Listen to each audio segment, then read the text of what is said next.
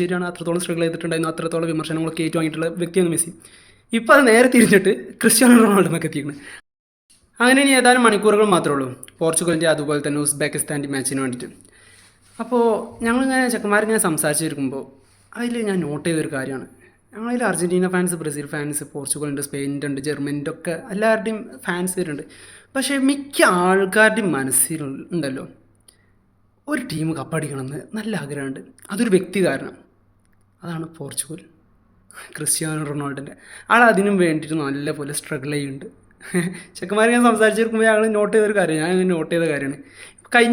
കഴിഞ്ഞ FIFA world കപ്പിൽ ഞങ്ങൾ ഗ്രൂപ്പിൽ ഇങ്ങനെ സംസാരിക്കുന്ന ഇടയിൽ അതിന് ഇതേമാതിരി ഉണ്ടായിട്ടുണ്ട്. അതായത് മെസ്സി കപ്പെടുക്കുകയാണെന്നുണ്ടെങ്കിൽ നന്നായിരുന്നു, കാരണം അയാൾ അതിന് വേണ്ടിയിട്ട് അത്രത്തോളം സ്ട്രഗിൾ ചെയ്തിട്ടുണ്ട്.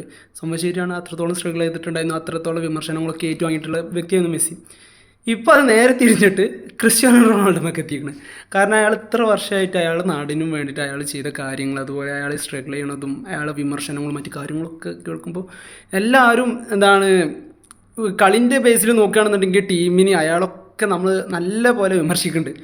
പക്ഷെ എല്ലാവരുടെയും മനസ്സിലുള്ളത്, മിക്ക ആൾക്കാരുടെയും മനസ്സിലുള്ളത്, ഒരു ഫുട്ബോൾ പ്രേമി എന്ന നിലയിൽ മിക്ക ആൾക്കാരുടെയും മനസ്സിലുള്ളത് ക്രിസ്ത്യാനോ കപ്പടിക്കണം. ഇതാണ്. നിങ്ങൾക്ക് എന്താ തോന്നിയിട്ടുള്ളത്?